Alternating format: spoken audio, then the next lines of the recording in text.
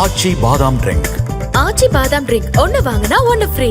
இருதலை கொள்ளி எருவாக இருக்கிறேனோ இல்லை, எப்பொருள் யார் யார்வாய் கேட்பினும் அப்பொருள் மெய்ப்பொருள் காண்பதறிவு என்ற வள்ளுவனின் வாக்கையும், யார் சொல்லி இருந்தாலும் எங்கு படித்திருந்தாலும் நானே சொன்னாலும் உனது புத்திக்கும் பொது அறிவிக்கும் பொருந்தாத எதையும் நம்பாதே என்ற பெரியாரின் கூற்றையும் மனதில் கொண்டு இந்திய விண்வெளித்துறையில் குறிப்பிடத்தக்க பங்காற்றியவர்களில் என்னை போன்ற பலருக்கும் தரமான கல்வி கொடுத்தது தமிழக கல்வித்துறை. உலகத்தரம் வாய்ந்த கல்வி, ஒரே நாடு ஒரே கல்வி என்றெல்லாம் எதுகைமோனையில் தேசிய கொள்கையை வழியாக பேசிக்கொண்டே கல்வியை 100% தனியார் மயமாக்க முயற்சிக்கிறதோ அப்படிங்கிற சந்தேகம் எழுகிறது. ஜிஎஸ்டி அனுபவத்தின்படி பார்த்தால் முன்னேறிய மாநிலங்களுக்கு கிடைக்கும் கல்விக்கான நிதி பங்கீடு எப்படி இருக்கும்? ஜிஎஸ்டி போல இருக்குமா? இறங்குமுகமா இருக்குமா? மற்ற மாநிலங்களுக்கு முன்மாதிரியாக ஆணும் பெண்ணும் சரிநிகர் சமானமாக கல்வி பெற பெண்களுக்கென பல சிறப்பு வாய்ப்புகளை கொடுத்திருக்கும் தமிழ்நாட்டை ஒரு சிறந்த மாதிரியாக எடுத்து பார்த்திருக்கலாம். தவறவிட்டு விட்டார்கள். நேற்றைய வரலாறு தெரியாது போனால் இன்று நடப்பது புரியாமல் போகும். இன்று நடப்பது புரியாமல் போனால் நாளை என்பது நம்பசமில்லை. நாடு சுதந்திரம் அடைந்த பொழுது இருந்த இந்தியாவின் கல்வி நிலை, இப்பொழுது இருக்கும் நிலை, அதில் உள்ள சாதக பாதகங்கள் என எல்லாவற்றையும் முழுதாக ஆய்ந்தபின் இப்போத தேவைகளை புரிந்து கொண்டு கல்விக் கொள்கையை அமைத்திருக்க வேண்டும். மாண்புமிகு தமிழ்நாட்டினுடைய பள்ளி கல்வித்துறை அமைச்சர் எழுதி மாண்புமிகு முதலமைச்சரால் தற்போது வெளியிடப்பட்ட தேசிய கல்விக் கொள்கை 2020 என்னும் மதயானை என்ற புத்தகம் இன்றைய இந்த விழாவின் பேசுபொருள். இந்த புத்தகத்தினுடைய கருப்பொருள் இந்திய தேசிய கல்விக் கொள்கை 2020. அதை உருவாக்கிய குழுவினுடைய தலைவர் சமீபத்தில் தனது 84வது வயதில் நம்மை விட்டு பிரிந்த டாக்டர் கஸ்தூரி ரங்கன் அவர்கள். இந்திய விண்வெளி ஆடித்துறையில் தலைவராக 9 ஆண்டு காலம் இருந்தவர். நான் அதே துறையில் 36 வருடம் பணிபுரிந்திருக்கிறேன். அதில் 21 வருடங்கள் டாக்டர் ரங்கனுடன் பல சர்வதேச புகழ்பெற்ற விண்வெளி திட்டங்களில் பணிபுரிந்த அனுபவம் உள்ளது. அதே சமயம் இந்திய விண்வெளித்துறையில் குறிப்பிடத்தக்க பங்காற்றியவர்களில் என்னை போன்ற பலருக்கும் தரமான கல்வி கொடுத்தது தமிழக கல்வித்துறை. அதன் இன்றைய கல்வி அமைச்சர் எழுதிய புத்தகம் இது. இப்பொழுது 2 புத்தகங்களுக்கும் இடையில் தேசிய கல்விக் கொள்கை 2020, தேசிய கல்விக் கொள்கை 2020 என்னும் மதயானை என்ற புத்தகம். இந்த 2 புத்தகங்களுக்கும் இடையில் இருக்கும் நான் இருதலை கொள்ளி எருவாக இருக்கிறேனோ இல்லை, எப்பொருள் யார் யார்வாய் கேட்பினும் அப்பொருள் மெய்ப்பொருள் காண்பதறிவு என்ற வள்ளுவனின் வாக்கையும், யார் சொல்லி இருந்தாலும் எங்கு படித்திருந்தாலும் நானே சொன்னாலும் உனது புத்திக்கும் பொது அறிவிக்கும் பொருந்தாத எதையும் நம்பாதே என்ற பெரியாரின் கூற்றையும் மனதில் கொண்டு 2 புத்தகங்களையும் படித்ததில் எனக்கு புரிந்தவை பற்றி அடுத்து 10 நிமிடங்கள் பேசலாம்னு நினைக்கிறேன். எனக்கு 5 நிமிஷம் தான் கொடுத்துருக்குறாங்க. இருந்தாலும் 5 நிமிஷம் நான் கொஞ்சம் உரிமையோடு எடுத்துக்கிறேன். புத்தகத்தின் தலைப்பு தேசிய கல்விக் கொள்கை 2020 என்னும் மதயானை. இது ஜூலை 23, 2016 முத்தமிழறிஞர் டாக்டர் கலைஞர் அவர்கள் புதிய கல்விக் கொள்கை பற்றி எழுதிய கட்டுரையில் எடுத்தாண்ட ஒரு பதம். அந்த பதத்திற்கான விரிவான விளக்க உரை இந்த புத்தகம். அதையும் தாண்டி முழுதாக படித்தபின் எனது கணிப்பு, தலைப்பை இப்படி பார்க்கலாமே அப்படின்னு அன்னைக்கு எழுதினப்போ தேசிய கல்விக் கொள்கை 2020 என்னும் மதயானைக்கான அங்குசம் அப்படின்னு இன்னைக்கு இந்த புத்தகத்தில் தலைப்பில் இது வந்துருச்சு. அன்னைக்கு பார்த்தது படிவத்தில். ஏனென்றால் மதயானை அப்படியே விட்டுவிடாமல் சமத்து யானையாக மாற்ற ஒரு அங்குசம் தேவை. முதல்வர்கள் கொடுத்திருக்கோம், எப்படி வருதுன்னு பார்க்க வேண்டிய அவசியம் இருக்குன்னு நினைக்கிறேன். இந்த புத்தகம் அந்த பணியை செய்ய முதல்வதாக நான் பார்க்கிறேன். அந்த நேரத்தில் 2ஐயும் படித்ததில் எனது கவனத்தை கவர்ந்தவையும் அவை பற்றி எனது குறிப்புகளும் எனது பேச்சாக உங்கள் முன் விரிகிறது. ஒரு ஜனநாயக நாட்டின் கொள்கையை ஒட்டுமொத்தமாக மாற்றியமைத்து புதிதாக வேறொரு கொள்கையை உருவாக்கும் என்பது அளப்பரிய செயல். அதுவும் இந்தியா போன்ற பன்முகத்தன்மை வாய்ந்த தேசிய இனங்கள் வாழும் பண்பொழி கலாச்சாரங்கள் கொண்ட தேசத்தில் கடந்த கால வரலாறுகளை உள்வாங்கி அரசியல் சாசன மரபுகளை மதித்து கூட்டாட்சி தத்துவத்துடன் இயங்கும் மாநில அரசின் உரிமைகள் பாதிக்கப்படாமல் இந்த பணி செய்து முடிக்கப்பட்டிருக்க வேண்டும். அதற்கு மிக முக்கியமாக அனைத்து தரப்பு மக்களின் பிரதிநிதிகளாக தலை சிறந்த கல்வியாளர்களை கொண்ட ஜனநாயக நீதியான ஒரு குழு அமைக்கப்பட்டிருக்க வேண்டும். அந்த குழு மக்களின் கருத்துக்களுக்கு மதிப்பளித்து மாநில அரசுகளின் உரிமைகளை மதித்து இருதரப்பு கூட்டமைப்பின் மூலமாக வெளிப்படைத்தன்மையுடன் தேசிய கல்வியை உருவாக்க வேண்டும். ஆனால் இவை எதையுமே கல்விக்குழு பொருட்படுத்தவில்லை என்பது நம்முன் புத்தகாசிரியர் எடுத்து வைக்கும் வாதம் படிக்க ஆரம்பிக்கும் பொழுதே நம்மை நிமிர்ந்து உட்கார வைக்கிறது.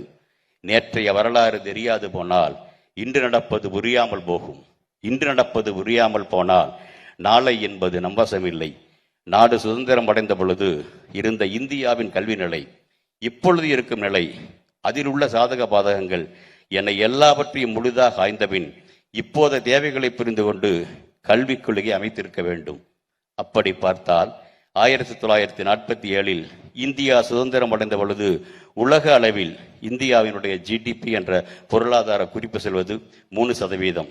இந்த வீழ்ச்சிக்கு மிக மிக முக்கியமான காரணம் இந்தியாவை அடிமைப்படுத்தும் சூழ்ச்சியில் முகிழ்த்த மெஹ்லேவின் கல்விக் கொள்கை.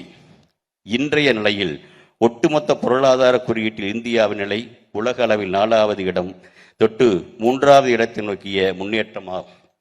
விவசாயம் முதல் விண்வெளி வரை பல துறைகளில் ஏர்முனை முதல் போர்முனை வரை ஏற்பட்டுள்ள இந்த முன்னேற்றத்திற்கு முக்கிய காரணம் விடுதலை இந்தியாவில் கல்விக்காக அரசுகள் எடுத்துக்கொண்ட முயற்சியும் அதன் பலனாக 1950 வெறும் 12% இருந்து எழுத படிக்க தெரிந்தவர் விகிதாச்சாரம் 78% உயர்ந்ததும் 0.4% இருந்த உயர்கல்வி செல்வோரின் விகிதாச்சாரம் 28% உயர்ந்ததும் தான். மந்திரத்தில் எந்த மாங்காயம் விழவில்லை. உதாரணத்திற்கு தமிழ்நாட்டில் ஏற்படுத்தப்பட்ட உள்கட்டமைப்பினை பார்த்தால் குடியிருப்புக்கு ஒரு ஆரம்ப கல்வி அமைக்கப்பட்டது. அதேபோல் 3 கிலோமீட்டருக்குள் ஒரு நடுநிலைப்பள்ளியும் 5 கிலோமீட்டருக்குள் உயர்நிலைப்பள்ளி 8 கிலோமீட்டருக்குள் ஒரு மேல்நிலைப்பள்ளி என எதிர்கால திட்டமிடல்களோடு மாநில கல்வி கட்டமைப்பு வரையறுக்கப்பட்டது. இந்த திட்டம்தான் தமிழ்நாட்டின் இன்றைய கல்வி வளர்ச்சிக்கான மாபெரும் அடித்தளம். இதன் விளைவாக பள்ளி கல்வியில் 100% மொத்த சேர்க்கை விகிதத்தையும் உயர்கல்வியில் 50% மேலான சேர்க்கை விகிதத்தையும் தமிழ்நாடு சாத்தியமாக்கி இருக்கிறது. இதற்கு அச்சாணியாக இருக்கும் நமது பொதுக்கல்வி கட்டமைப்புகள் வலுப்படுத்த முனைவதற்கு பதிலாக NEP 2020 மூலம் தமிழ்நாட்டினுடைய கல்வி கட்டமைப்பையே அசைத்து பார்க்க நினைக்கிறது அந்த கொள்கை என்கிறார் புத்தக ஆசிரியர். இந்த உள்கட்டமைப்பை புறந்தள்ளி பள்ளி வளாகம் என்ற புது அமைப்பை தேசிய கொள்கை முன்னிறுத்துவது பல நடைமுறை சிக்கலுக்கு வழிவகுக்கும் என்பது ஏற்றுக்கொள்ள வேண்டிய வாதமாகவும் திரும்ப விரிவாக விவாதிக்கப்பட வேண்டிய ஒன்றாகவும் நான் பார்க்கிறேன். அதே மாதிரி 3 வயது முதல் 16 வயது வரை கட்டாய கல்வி என்ற புதிய தேசிய கல்விக் கொள்கையில் பரிந்துரைப்பதை அமெரிக்கா உட்பட பல முன்னேறிய நாடுகள் இருப்பது போல் 1 முதல் 10 அல்லது 12 வகுப்பு வரை இலவசமான பொது கல்வி என்பதை கொண்டு வந்திருக்க வேண்டும் என்பதும் கவனத்தில் கொள்ள வேண்டிய கருத்துகள்.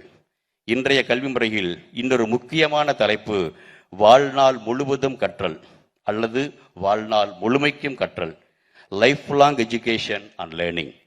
கணினி யுகம், விண்வெளி யுகம் என்பதை கடந்து செயற்கை நுண்ணறிவு யுகமாக வெகு வேகமாக முன்னேறி வரும் இன்றைய நிலையில் மனிதனின் சராசரி ஆயுள் காலம் அதிகரித்து வருகிறது.